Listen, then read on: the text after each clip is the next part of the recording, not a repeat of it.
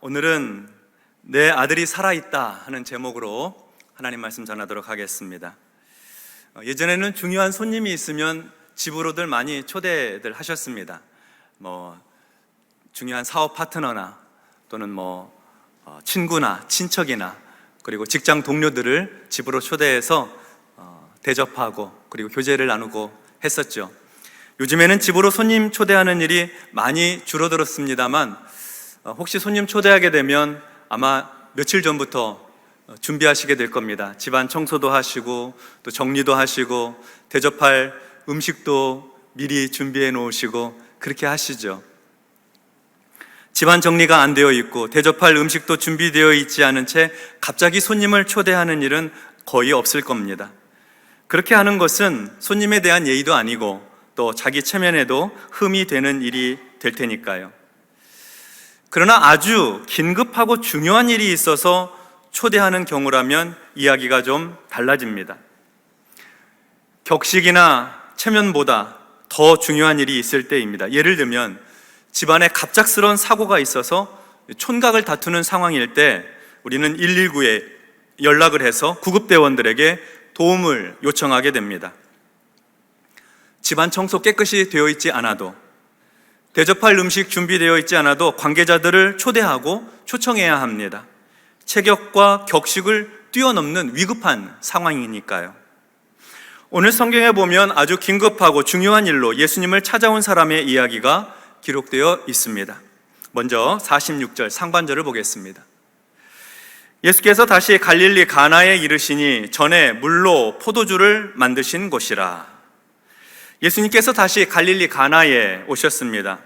명절에 예루살렘에 올라가셨다가 유대 지역에 들리시고 그리고 사마리아를 통과하셔서 다시 갈릴리로 오신 것입니다.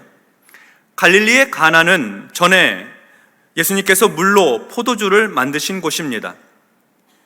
혼인잔치집에 포도주가 떨어졌을 때 예수님께서는 물로 포도주를 만드셔서 혼인잔치를 최고의 잔치로 만드는 그런 기적을 베풀어 주셨습니다.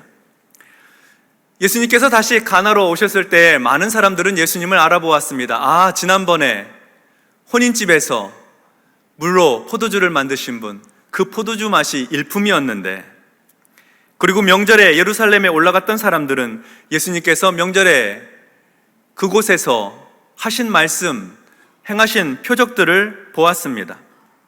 가나는 갈릴리의 작은 마을이었고 예수님은 이미 그 마을에서 꽤나 유명하신 분이 되어 계셨습니다. 이어서 46절 하반절과 47절 보겠습니다.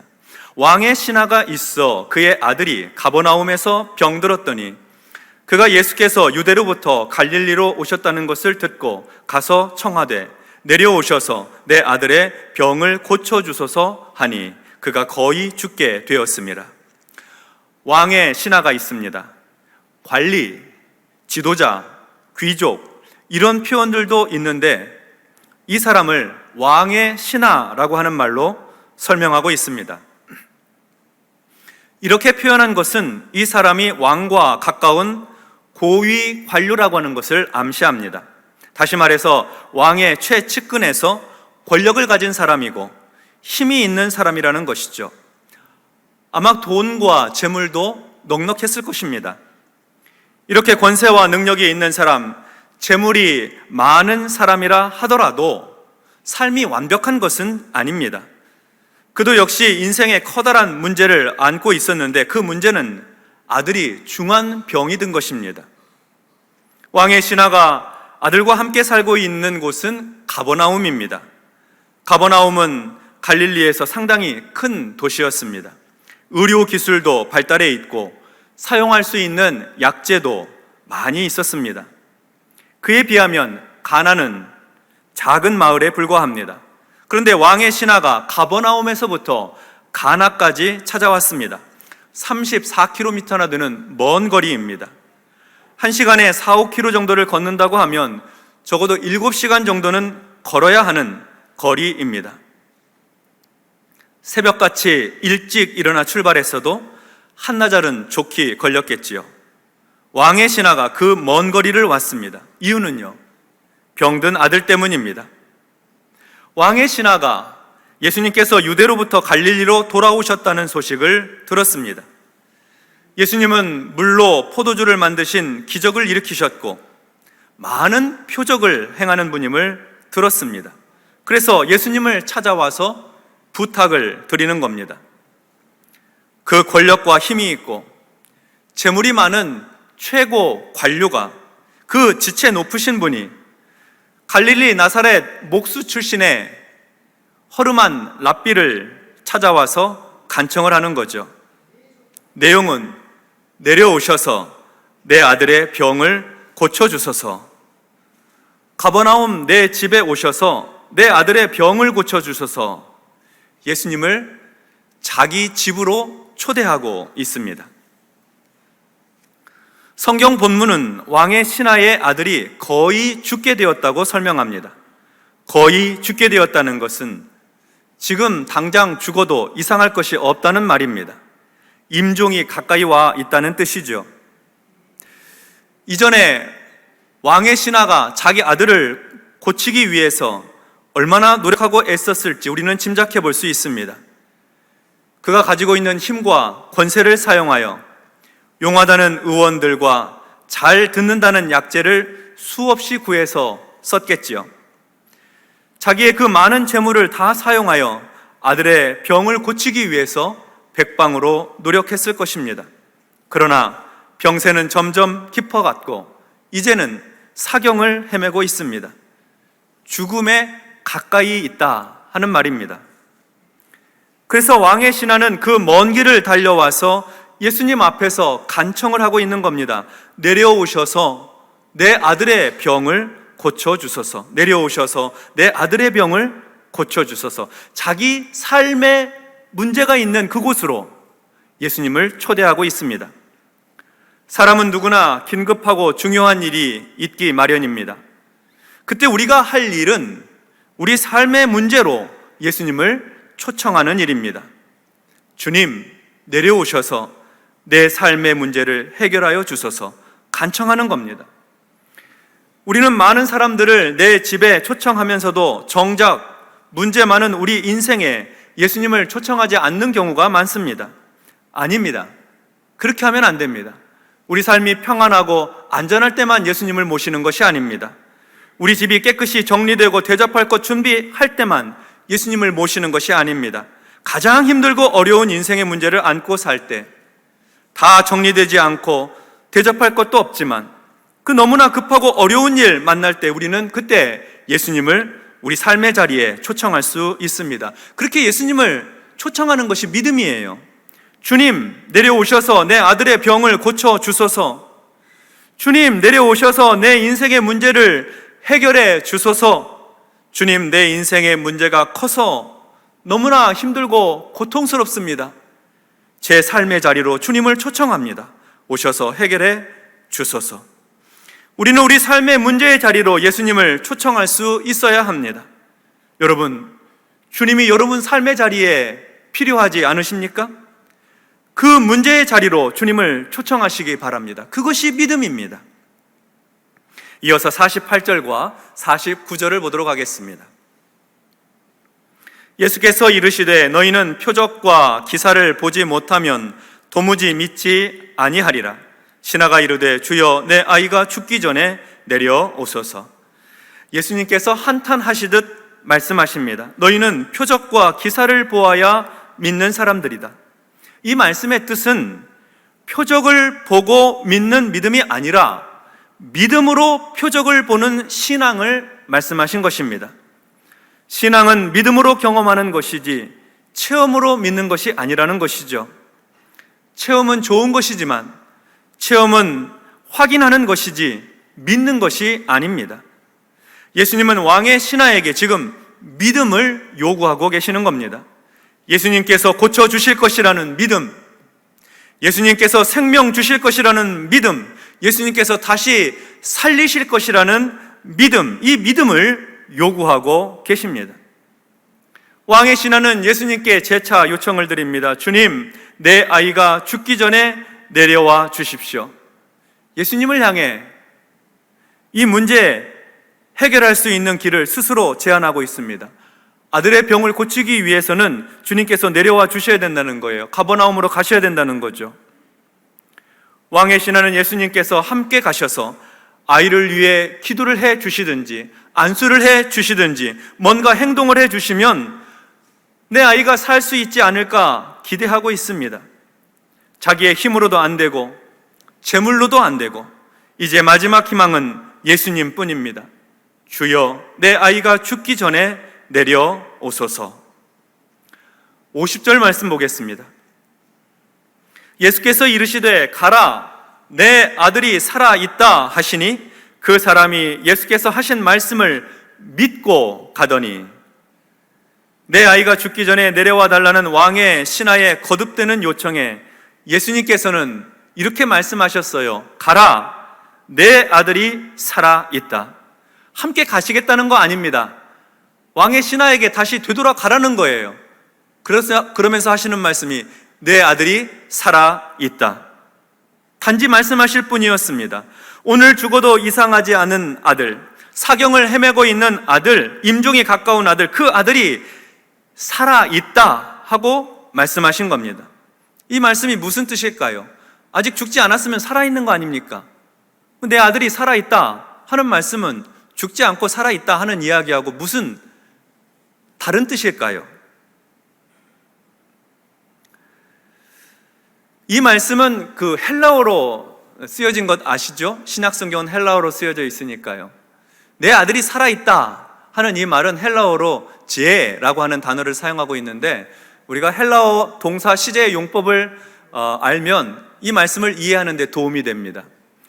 제라고 하는 이 살아있다 하는 말은 현재, 능동태, 직설법을 쓰고 있습니다. 동사 하나 안에 이게 과거인지 현재인지 미래인지도 알 수 있고, 이게 능동태인지 수동태인지, 헬라어에는 중간태라는 것도 있어요. 중간태인지 알 수 있고, 이게 직설법인지 가정법인지 뭔가를 바래서 하는 희망을 이야기하는 법인지 그런 것도 알 수 있는데, 이 제라고 하는 살아있다 하고 하는 이 단어는 현재 능동태 직설법입니다.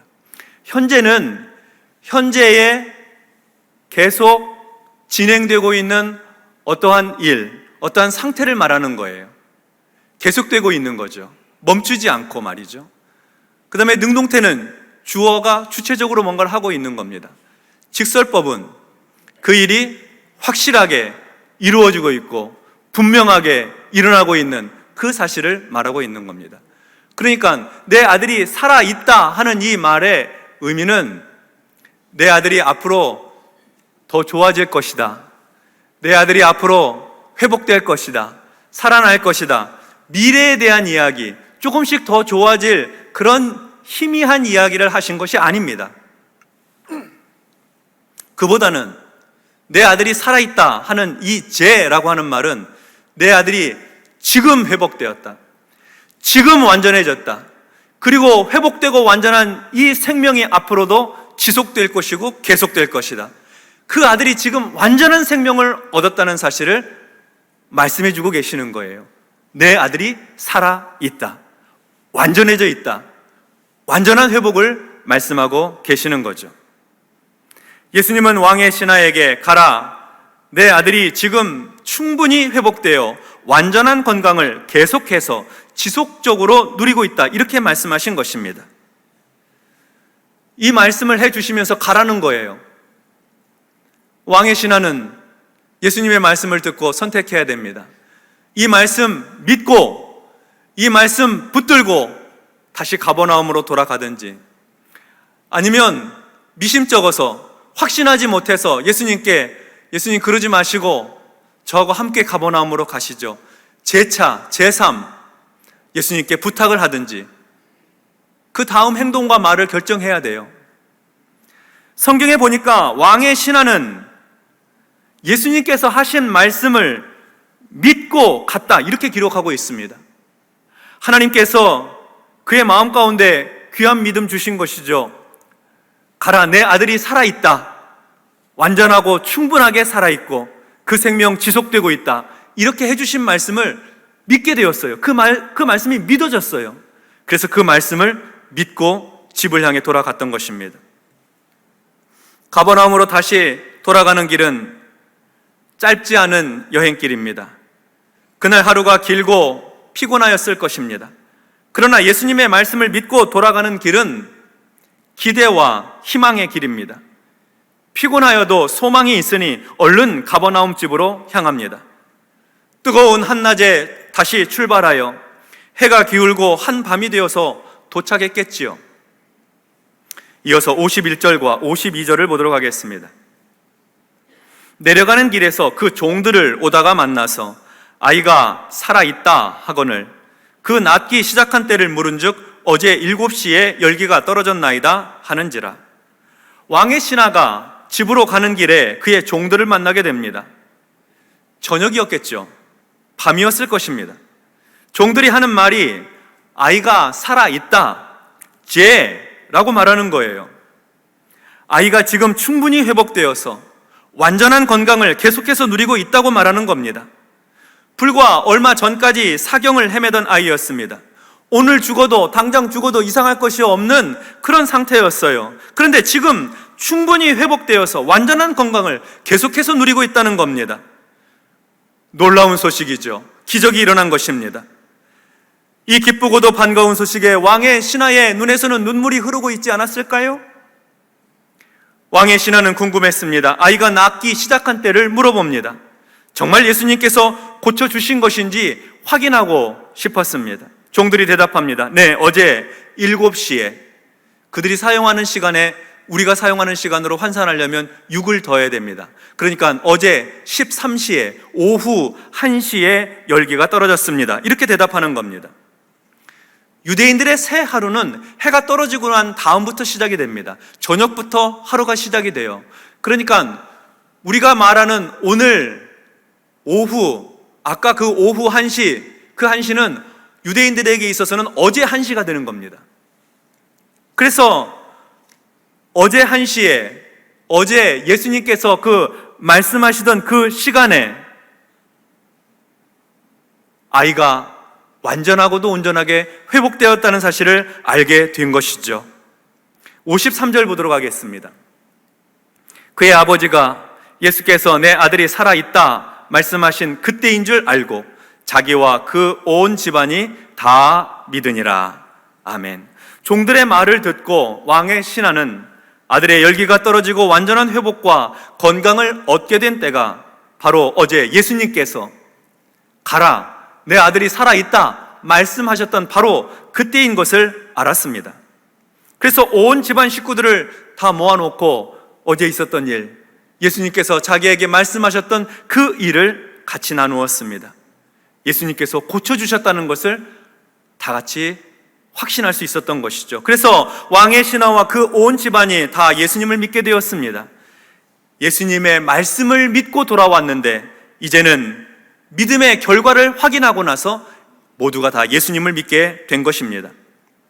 왕의 신하와 그 집안의 아들의 치유와 회복은 큰 축복이 되었습니다. 근데 가장 큰 축복은 그 집안의 모든 식구들이 예수님을 믿게 되었다는 겁니다. 육체의 생명을 넘어 영원한 생명을 얻게 된 것이지요. 성도 여러분, 예수님을 우리 삶에 문제가 있는 자리로 초청하십시오. 문제를 해결하기 위해서 해볼 것 다 해보고 난 뒤에 초청하지 마시고 내가 할 수 있는 일 해가면서 예수님을 초청하십시오. 할 수만 있으면 그 일 시작하기 전에 먼저 예수님 초청하여서 문제가 있는 자리로 주님을 초대해 보시기 바랍니다. 그렇게 하는 것이 믿음입니다. 우리가 예수님을 우리 삶에 문제가 있는 곳에 초청하면 예수님께서는 우리의 초청에 응답해 주십니다. 우리에게 말씀해 주십니다.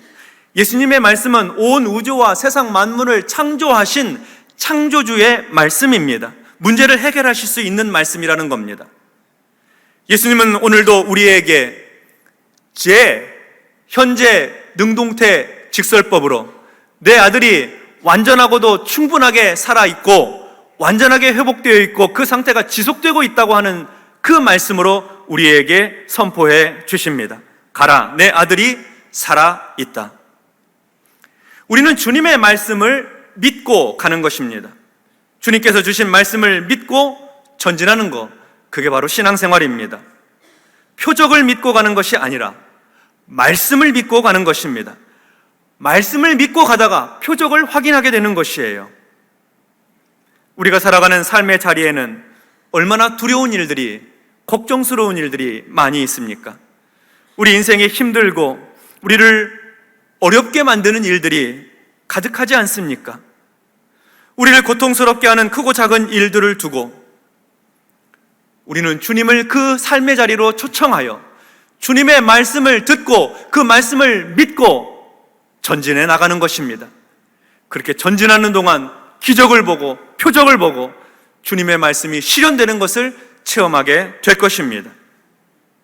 주님이 주시는 말씀, 오늘은 이 말씀을 붙들고 가면 좋겠습니다. 이사야 43장 1절로 3절의 상반절 말씀입니다. 우리 같이 합독하도록 하겠습니다.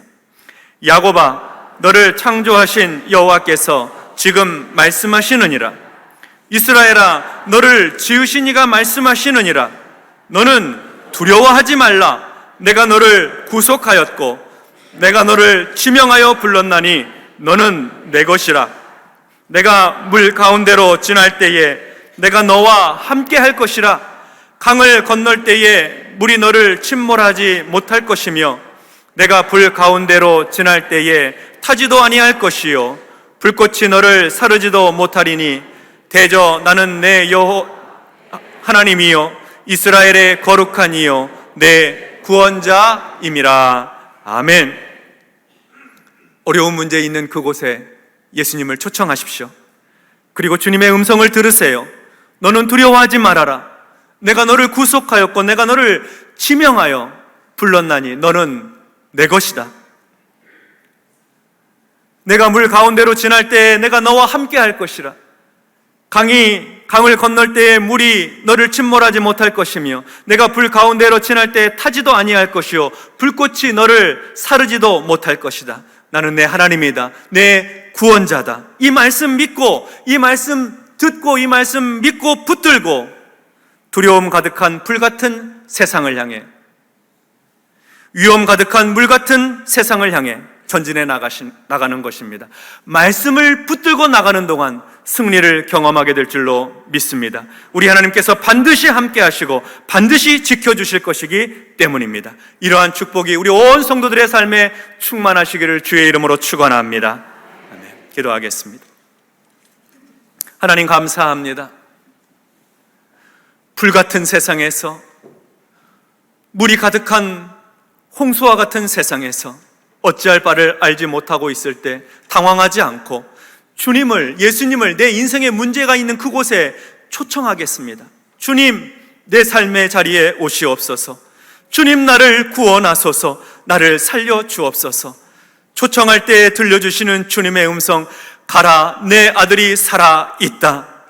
가라, 내 문제가 해결되었다. 완전하고도 지속적인 문제 해결과 새 생명과 하나님의 축복의 역사가 우리의 삶에도 일어나게 하여 주시옵소서. 이번 주간에 그러한 표적을 보기 원합니다. 그러한 기적을 누리기 원합니다. 말씀 따라 승리하게 하여 주시옵소서. 예수님 이름으로 기도하옵나이다. 아멘.